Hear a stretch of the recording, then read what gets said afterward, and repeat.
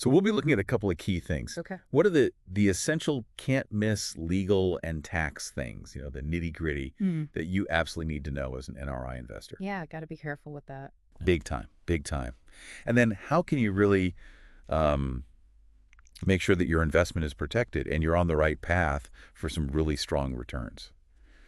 Because that's what we're all here for, right? Absolutely. Got to make that money work. Got to make it work. Yeah. So think of this deep dive as your insider's guide to Odisha real estate, giving you that knowledge that you need to make informed and hopefully very profitable decisions. Okay, I like it. So let's jump right in. You mentioned it. Those big metro areas are the obvious choices. Right, right. So what's the story with Odisha? What makes it so compelling? What makes it stand out from the crowd as a smart choice for NRI investment right now? So I think one of the most compelling things about Odisha is its potential as a market. You get to sort of get in on the ground floor of something that's on, an upward trajectory. That's the key. And that's, a lot of the excitement around Odisha. So the first thing, you want to think about is economic stability. Odisha's got a diverse economy. It's not reliant on any single sector. You have mining, you have a strong and growing manufacturing base, and a really dynamic IT services sector. And this all leads to a pretty resilient foundation for real estate demand. So it's that diversity that's really key here.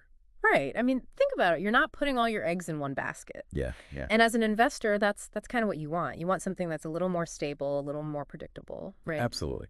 And so you've got that solid foundation of economic activity. What does that actually mean for, the prices of properties and that potential return on investment that everyone's looking for? Yeah, so here's where it gets really interesting, especially from an NRI perspective. In Odisha, the cost of property is considerably lower compared to those major metro areas, So right? it's more affordable. Much more affordable, yeah. But, and this is the key, the market is showing strong growth.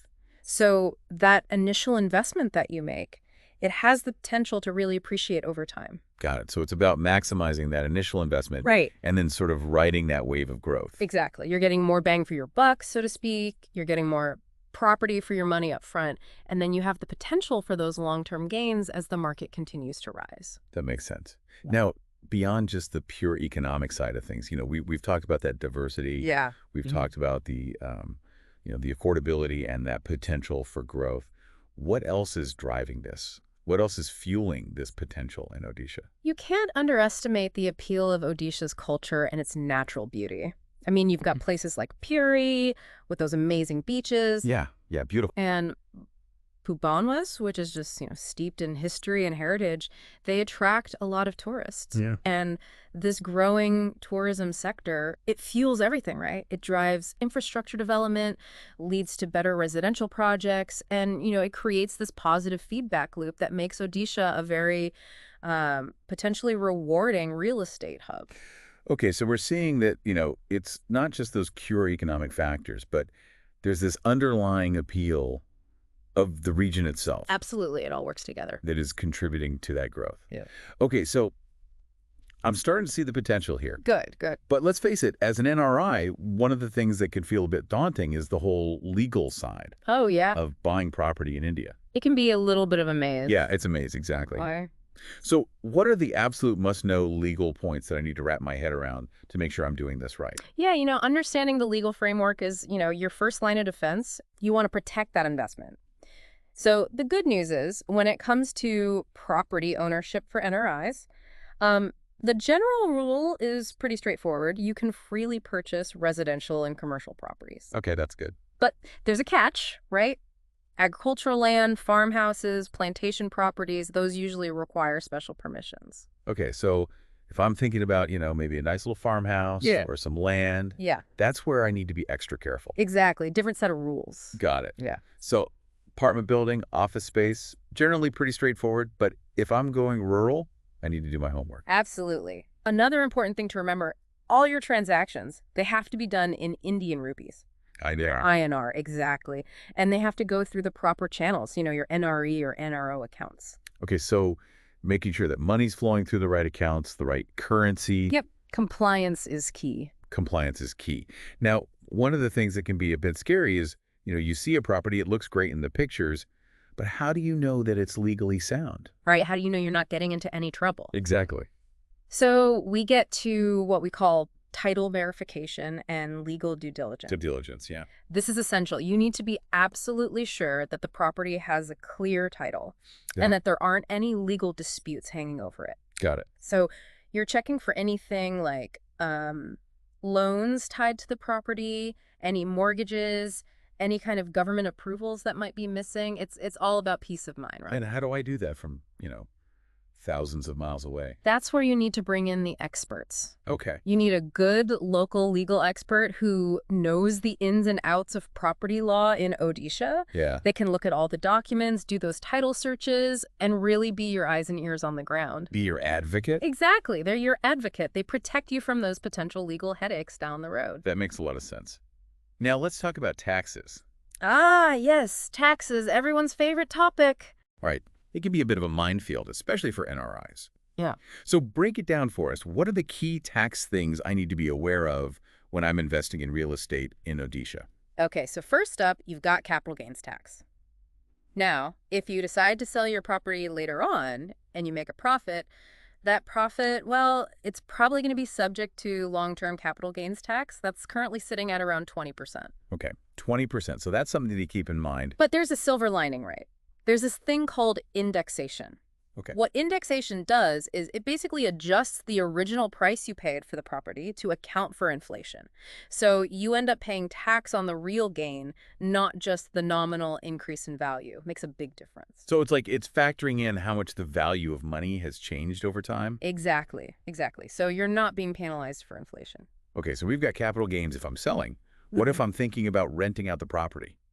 Good question. Rental income that you earn from a property in India, well, that's taxable in India. But here's the good news. India has these agreements called double taxation avoidance agreements. DTAs. DTAs, yeah.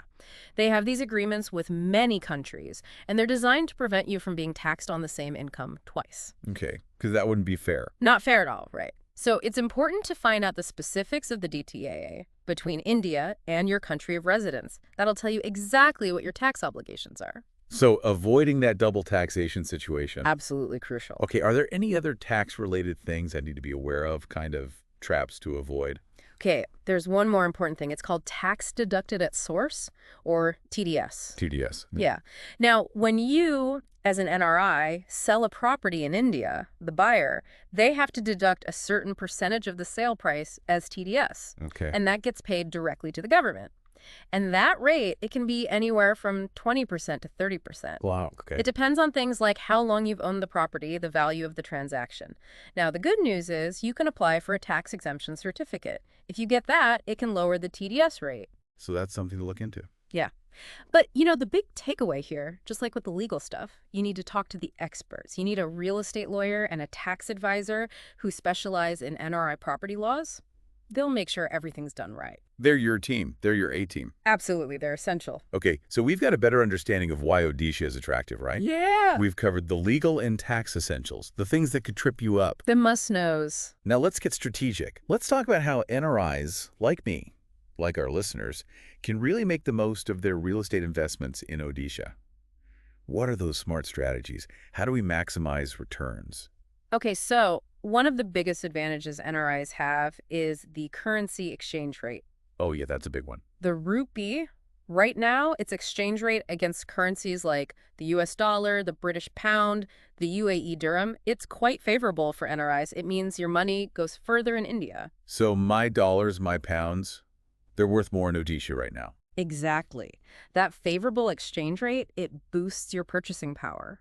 You can buy a more valuable property than you might have thought possible.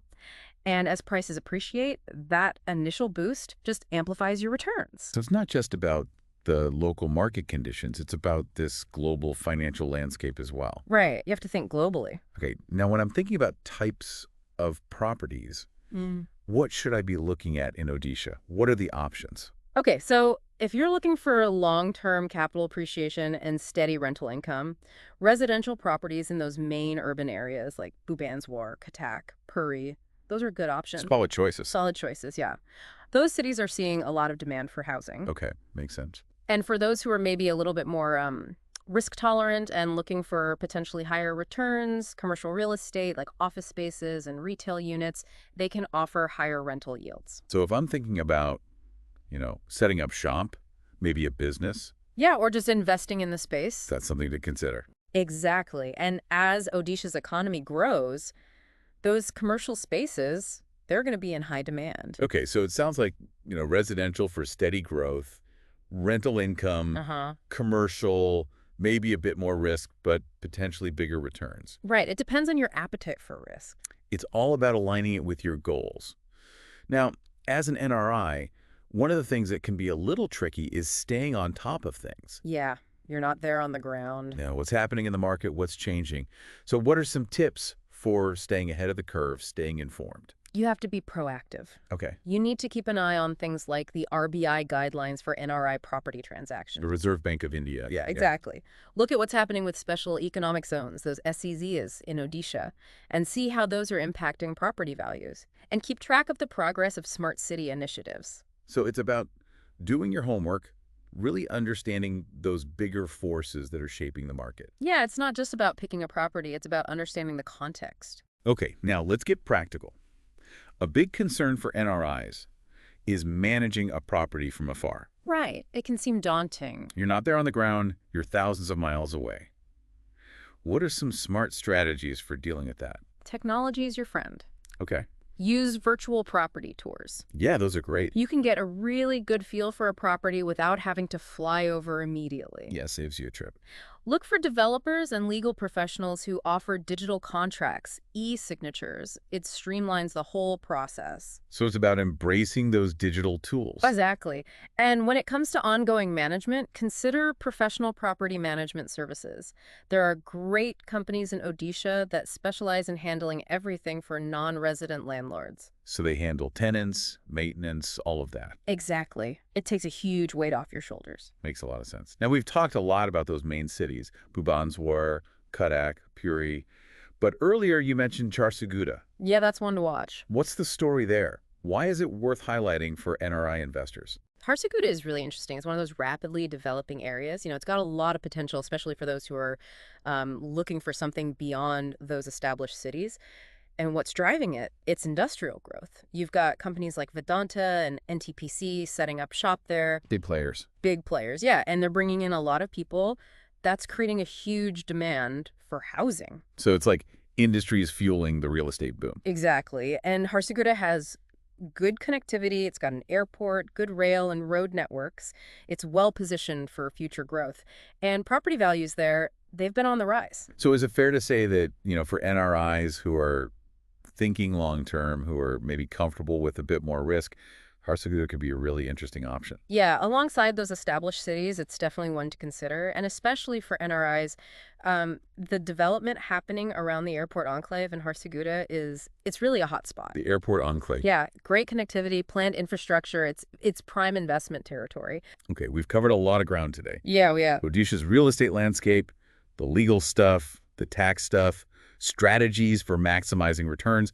As we wrap things up, what's your final piece of advice for NRIs who are thinking about investing in Odisha? Kind of like a concise checklist of things they absolutely need to do. All right, here's your checklist. Okay. Number 1, legal due diligence. You can't skip this. Verify all the documents, make sure the title is clear, make sure all the approvals are in place. Got it. Number 2, understand the tax implications. Rental income, capital gains, TDS, it all matters. Okay. Number 3, choose your location strategically. We talked about established cities. We talked about high growth areas like Jharsuguda. Right. Think about what aligns with your goals. Yeah. Number 4, if you're not living in India, seriously consider a professional property manager. Yeah, they can be a huge help. They take care of everything. You can relax. Okay, and your final pro tip, if our listeners only remember one thing from this deep dive. Connect with real estate professionals who specialize in helping NRI investors. Get that expert advice. They can guide you through the whole process, make sure you're making smart decisions.